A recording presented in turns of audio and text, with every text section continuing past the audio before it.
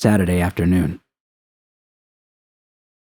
My leg was bouncing under the table so quickly that I was sure the fabric of my dress would combust any second. I forced myself to remain still and managed to keep my composure for the better part of a minute before I couldn't hold back any longer and began chewing on my nails. At least I wasn't alone. I could tell that Bianca was nervous too, though she was doing a much better job of masking than me. She glanced at me out of the corner of her eye and gave me a gentle nudge under the table, but I couldn't stop. I needed to do something. And seeing as how the boardroom on the 43rd floor had turned into a fortress of solitude, indulging myself in an old tic would have to do. I just wanted to know. You could usually tell how someone was responding to a BD by observing them. A nervous squirm, a hand in the pants. But there wasn't a hint of expression to be found on the various faces seated around the elongated table. They remained stone-faced, solemn, sober. The exact opposite of what I'd been aiming for. My eyes turned to Mark. He was the only familiar face in the room, other than Bianca. He looked just as disinterested as the others, as if he'd rather be anywhere else but here. Maybe I hadn't calibrated the reads correctly? It seemed like an amateurish mistake, one I hadn't made since my earliest days in the industry, but I couldn't think of any other explanation as for why they weren't. Someone suddenly drew a sharp breath. I perked up, scanned the table, but couldn't tell who it was. Plopped back down in my seat. Probably just a loose hair up someone's nose. But then the woman seated next to Mark sobbed. I sat back up, studying her every reaction. A man at the opposite end of the table soon joined her. One by one, the floodgates opened. I glanced at Bianca. She beamed back at me with pure, unbridled joy. By the time the BD was over, there wasn't a dry eye in the room. "Wow," Mark finally exclaimed, pulling the wreath off of his head. "Very impressive." "You're goddamn fucking right it is." "Thanks." The woman next to Mark wiped the tears from her eyes. "Gotta say, I've seen a lot of BD ad placements before, but never one like this. How'd you do it? I'd watch it again, but just look at me." We both laughed. I couldn't help but get caught up in her emotions. That's what I always strived for with my art, to make people feel something. And not the generic sort of blanket emotions that any editor with a basic soft package could manipulate into a virtue, but something nuanced. Something that struck deep. Couldn't do that with porn. I knew that. I tried. Sure, you could layer in emotions, but the sensory feed acted like a soundtrack turned up to the max, blaring constant noise into the mix that made it impossible to hone in on that one singular moment where something special, a genuine connection, took place. I'd always considered advertising to be the soulless bottom of the creative barrel. If only I could chide my younger self. "The key," I explained, aware that by raising my voice I was inviting more attention to myself than I would have liked, "is anchoring it back to emotion. Specifically, a feeling. Can't just shoot for something simple like happy or sad." Mark leaned forward, the metallic accents on his dark skin glinting in the dull office light. "Can you elaborate? What do you mean by a feeling?" I pursed my lips and tried to figure out how to explain my process. It wasn't conventional, wasn't a science. It was art. But That didn't mean I simply threw paint against the canvas to see what stuck. There was a method to my madness, one I was acutely aware of, even if it remained nebulous. After a few moments' thought, I decided that an example might offer the most insight. Think of it this way.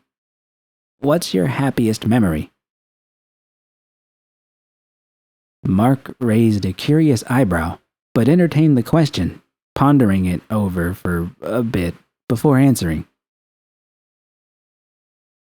I'd have to say a birthday party my mother threw for me back when I was a kid. Must have been 8 or 9 years old at the time. Perfect. Let's step outside of that emotion for a sec. How does it make you feel now when you think back on that memory? A little sad, actually, Mark admitted, drawing some surprised glances from around the room. She died a few years after. I snapped my fingers in a eureka-like moment. Almost regretted it immediately after. Didn't want to come across as insensitive, not when we were on the cusp of success. Exactly. Emotions, real emotions, aren't simple. They're layered, complex. I gestured towards Bianca. That's what we tap into. Interesting. Mark sat back in his chair and stared at us almost as if he were sizing us up. But how do you tap into it? My excitement quickly faded as I realized what Mark was up to. I'd gotten so caught up in talking about my craft that I'd forgotten my Sue. He wasn't a connoisseur of fine art. He was a corpo, and a clever one at that. He didn't want to talk about emotions. He wanted a trade secret that he could farm out to lesser editors, cut expenses. Fat chance, pal. Jinguji's whole brand is about perfection, right? I asked, doing my best not to let my disappointment show. Well, what is that? Ask 50 people what perfection is, and you'll get 50 different answers. Perfection isn't an emotion. It's a concept, and an unattainable one at that. The search for it, the craving for it, that's the underlying emotion. Now, flip it around.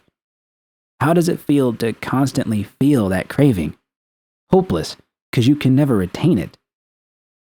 Sound morbid, but you throw craving and hopelessness into the same pot, and this is what you get. With a preem chef, of course.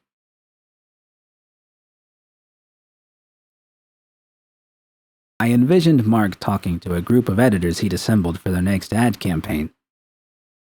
Just mix happy with sad, that's the trick. Fucking gonk. I'd pay hard eddies to see the blank expressions on their faces. No one could do what I did. Not because I was so much better than everyone else, but because I was an artist. Good luck accounting for that. Mark nodded thoughtfully, though there was just enough hint of absence behind his gaze to see that he didn't have a fucking clue what I was talking about. Just as I'd hoped. Well, I'll be the first to admit I was skeptical about launching a BD campaign. Fashion's always been about the image, the name. But you've sold me. I flashed him a smile, though my spirits had been deflated somewhat. Couldn't have done it without my wife. Bianca rubbed my arm appreciatively. Couldn't help but feel like it was an out-of-place gesture. This was a corporate boardroom, not our living room. Had she done that just a few moments earlier, before our fates had been decided? But whatever. I was in a feisty mood thanks to Mark's Machiavellian scheming. And besides, I wasn't like him. Wasn't like any of them. Even though I had learned how to talk the talk and walk the walk, I was still street-born. Something they could never understand. Speaking of emotions, the woman next to Mark chimed in. I'm curious. What's your happiest memory? My mind went blank. Or at least, I wished it had gone blank. That would have been a godsend compared to what actually popped into my head. Being mindful of my audience, and who was sitting next to me, I blurted out the first thing I could think of. It's, well, our wedding day, obviously. Another appreciative rub from Bianca. What was I, a cat?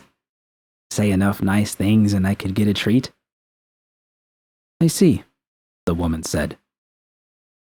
And stepping out of that, as you put it, how do you feel about that memory now? I'm sorry. I didn't mean to make you feel uncomfortable. As awkward as the moment was, all I had to do was brush off her concerns and I would be home free. This was a corporate presentation, not a therapy session. No one, not even Bianca, would have questioned me for it. But I couldn't. Maybe it was that old defiant streak of mine rearing its ugly head again. Or maybe I simply didn't want to have to sit there and lie to a bunch of corpos who would gladly steal my talent and pawn it off to the lowest bidder if they could. Both were perfectly valid reasons, things I could have pointed to afterwards as obvious excuses for why I said what I was about to say. But the truth was, I didn't want to lie. Not to them, not to myself. I had given up a lot to get this far. I was proud of that, proud of myself and everything that had brought me to this point. I wanted to scream my truth at the top of my lungs. I shot Bianca a nervous glance before turning my attention back to the corpo who'd asked me the question. Actually, I lied. Oh? My happiest memory was an intimate dive into my past. The woman cocked her head. One that makes you feel happy and sad? Just right.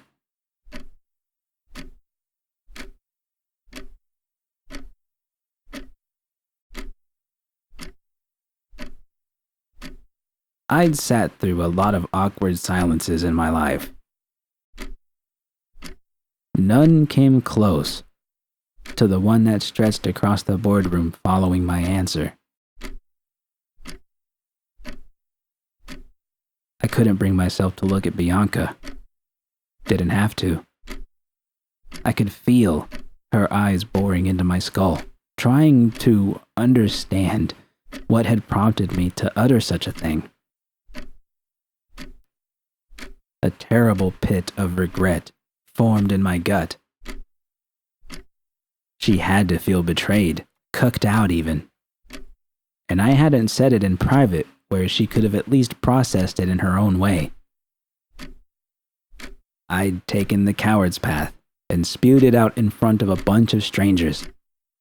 Didn't take a genius to understand why.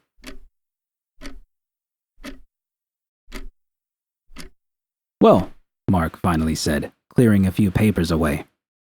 Let me just say, on behalf of the board, that we couldn't be more pleased with your work. I've spent years trying to turn Jinguji into something more than a brand name. There's a lot more we need to do here today, but I'm quite certain we'll be retaining your services in these days ahead. Bianca stole the lead in responding to him, almost as if she knew I'd stuck my foot in my mouth in spectacular fashion. Just send us the deets. Certainly. Well, I think we're ready to move on. What's next? Trade shows. A man at the opposite end of the table grumbled. Ugh. Mark smiled and gestured towards the door that led to where the other sub-teams were waiting to present. Maybe you could work with this next group. Show them what good looks like. Thanks again for your time. We'll have your materials returned to your room later this afternoon. Thank you. With that, Bianca and I rose to our feet and made a beeline for the exit.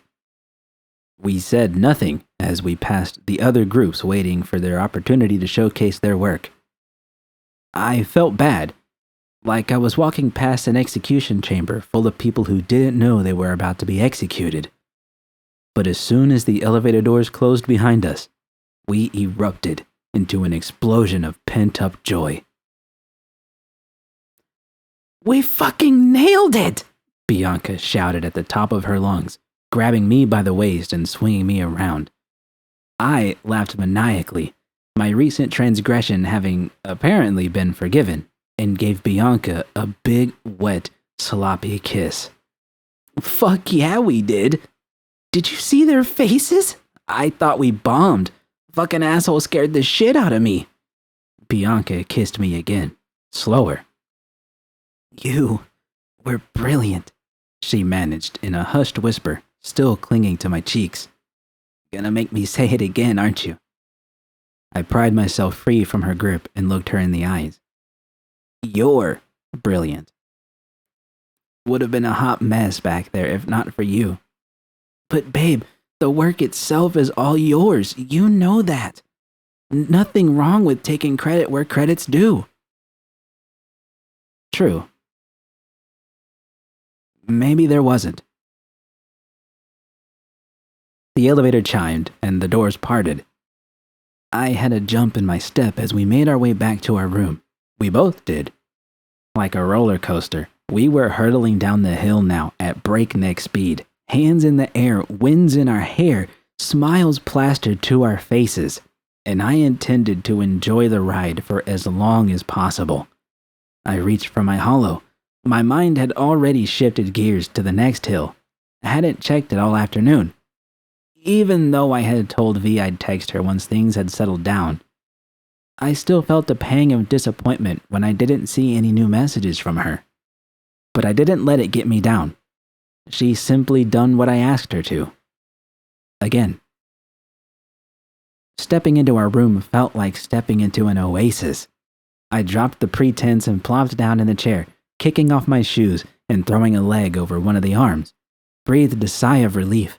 Felt good to be myself again. Gonna message V, I said, starting to type. See what she's thinking for tonight.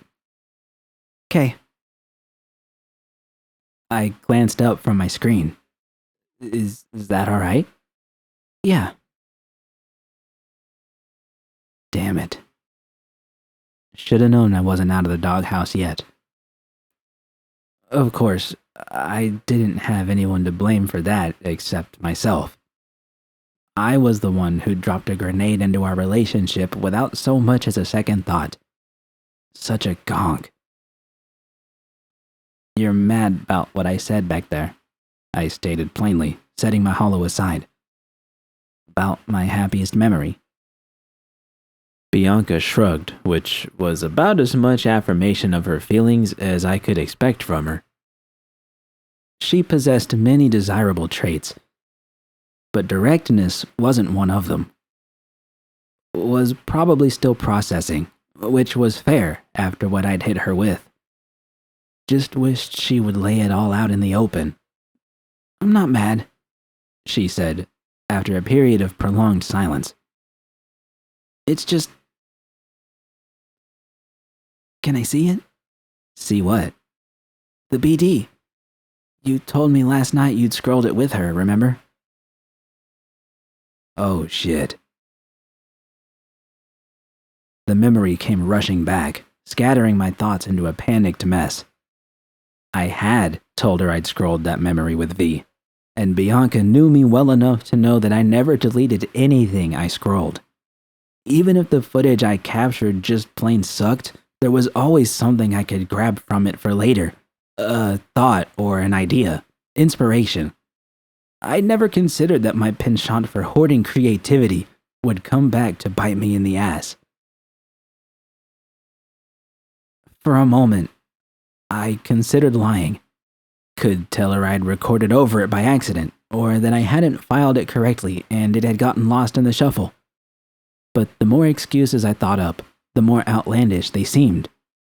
She'd heard plenty of bullshit throughout her life and knew me well enough to know when I was spouting it. Oh, I could. It's just, you really want to do that now? Please say no. Please say no. Please say no. I'm just curious. Fuck. Shoulda deleted it. Me and my big fucking mouth. I can dig it up if you really want me to, I said, though my tone implied otherwise. But B, there's something you gotta understand first. I was in a dark place back then. Had a certain kind of sadness inside me that wouldn't let go. It's like I told Mark, if things in my life had been preem, that memory never would have taken hold. It's because I wasn't happy that it stands out. The contrast. Meaning our wedding day doesn't top the list because you were already happy? Exactly. I didn't know why I was explaining myself to her. Didn't know if what I was saying even made sense. All I was certain of was that there was nothing for Bianca to gain by watching it. Even I hadn't gone back and revisited it since setting V aside and moving on with my life. After all, why would I? It was just a memory. A powerful one to be sure, but a memory all the same. Bianca didn't know what to think. She didn't seem hurt necessarily, or at least not as hurt as I feared she might be. She seemed more confused than anything. Again, that lack of directness. Such a time waster, that. The smart thing to do would have been to get off my ass and give her the hug she desperately needed. But instead, my butt remained firmly planted on the chair, my fingers working their way closer towards my hollow. We could talk about this later. All right, Bianca finally sighed.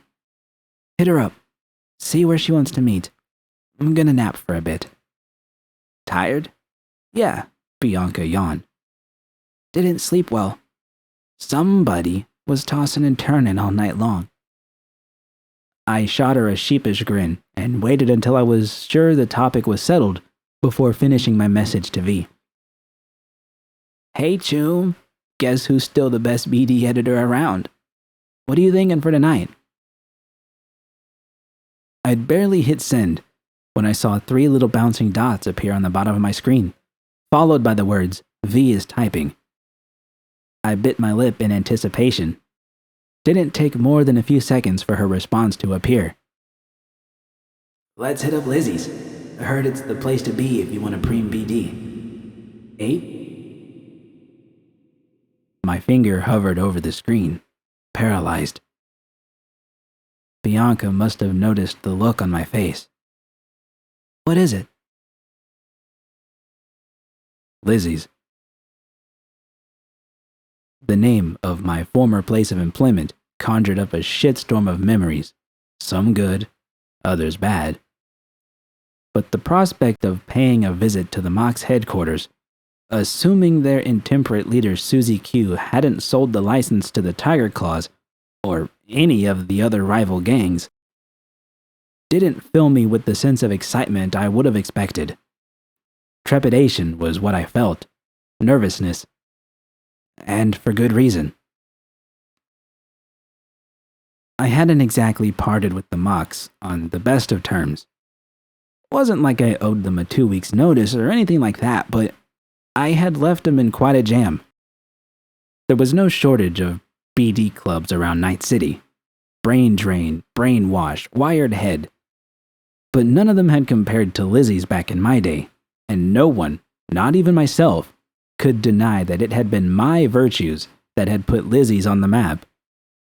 I had introduced quality to the BD porn scene, offering experiences that transcended the usual happy tissue jerk sessions into something truly extraordinary. The eddies came pouring in. Susie took her cut, grew complacent. Then I hit her with the news that I was leaving it all behind me.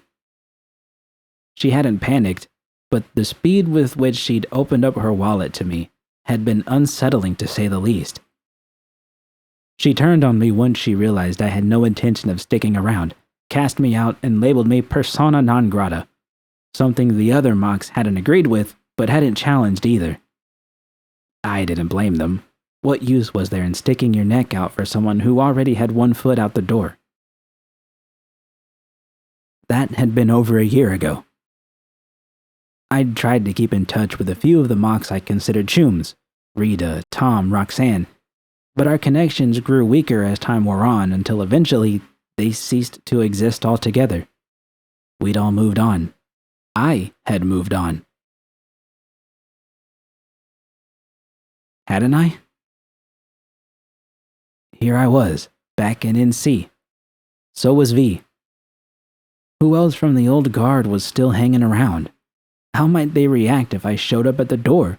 Would they even recognize me? There was only one way to find out. Looks like we're gonna go clubbing at my old stomping grounds, I announced, typing back to V that we would meet her at Lizzie's at 8. Clubbing? Bianca scoffed. What are we, 20? Just 'cause we haven't done it before doesn't mean you won't enjoy it. Bianca shook her head and rolled onto her side. If I had an innie every time I heard that one,